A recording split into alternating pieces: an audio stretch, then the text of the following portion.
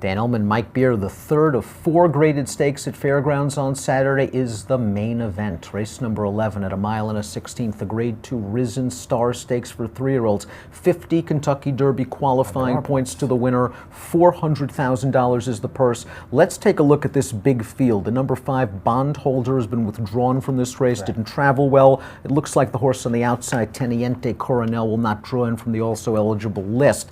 This race features Mike Beer, a very talented horse, in Vickers in Trouble. From the far outside, Vickers in Trouble, big winner of the LeCompte, first time going long, and simply put, his Beyer speed figures on dirt, they just dwarf everything else in this field. Yeah, I mean, he's got 2 layover figs right now as things stand at this stage of the game. Now he's going to face some horses who have some upside, but you know what?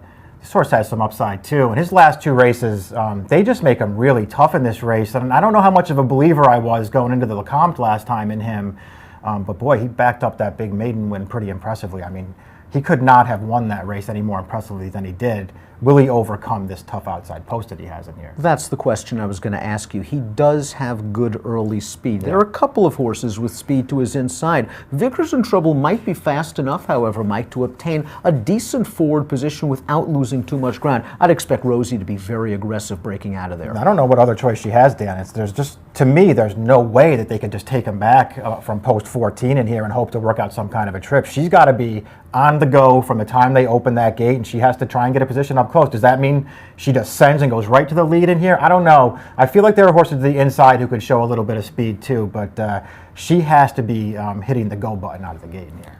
Coming from Bob Baffert's armada of 3-year-olds in Southern California is the number 8 Hopportunity. And let's check out a formulator fact over the past year in dirt routes. Bob takes horses out of maiden races, throws them into graded stakes, wins half of his 8 starts with a $6.75 return on investment. Hopportunity, I know, impressed you very much in his maiden win, first time 2 turns at Santa Anita, and he got a number that at least is in the ballpark with Vickers in Trouble. Yeah, it was a nice step forward for a horse who didn't have any speed at all in his debut. Got sort of outrun and was a little bit green against and a good wide. horse. Against a good horse too, right? And then he ran on. I thought he ran okay in that race, but he really stepped it up in his second start. I mean, yes, he got a perfect trip that day, right in behind the lead, and yes, that was a pretty weak field overall. I mean, you take a look at the horse that he beat, Snuggly Bear, and look at his PPs. That's a different world than what he's running against today. But I don't know, Dan, to me, he could hardly have been more impressive than he was in there. Once he got through on the inside through the stretch, he absolutely buried that field through the stretch. And then he galloped out. I mean, he ran right through the wire and galloped out a mile in front of that field.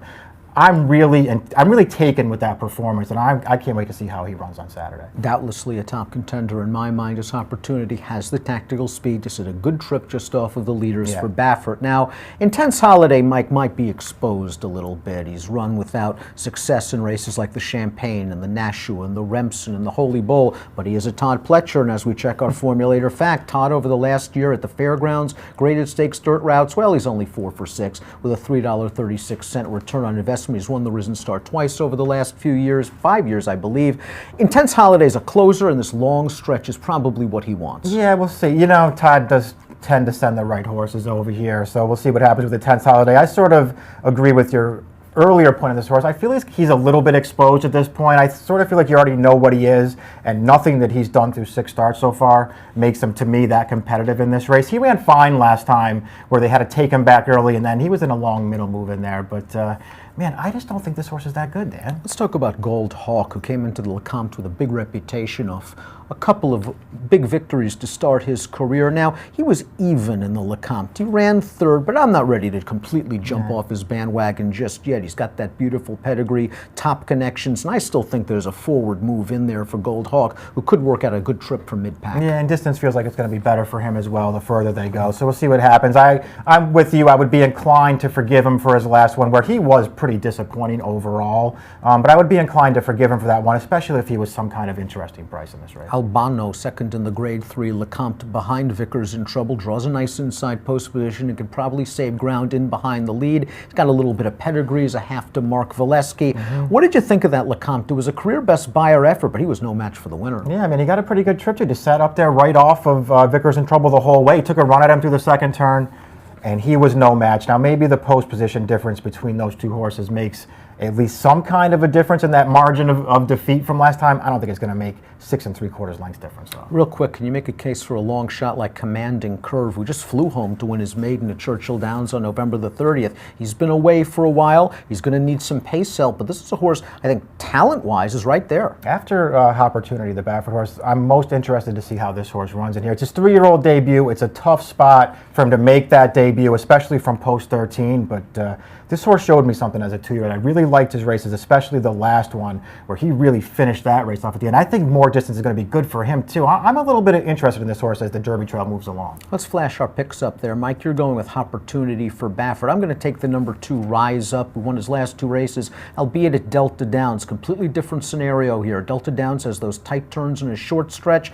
Rise Up's going to have to deal with the long fairground stretch, but he has speed and inside post, and I think he's pretty good. Yeah, I think he's talented as well. I just kind of want to see him run one of those last 2 races on a track like this one. And I have no knocks on him. I think he's talented, but I'm not completely sold on this horse yet. I'm using the 2, 14, and the 8 in the multi-race wagers. You like Opportunity. Who else do you use? Yeah, I like Opportunity. I'm going to use the 13 and the 14 with him, and I'll use a little bit of Gold Hawk as well. That Asmussen horse we talked about. He deserves one more chance. This looks like an excellent betting race. The Grade 2 Risen Star on Saturday. Good luck.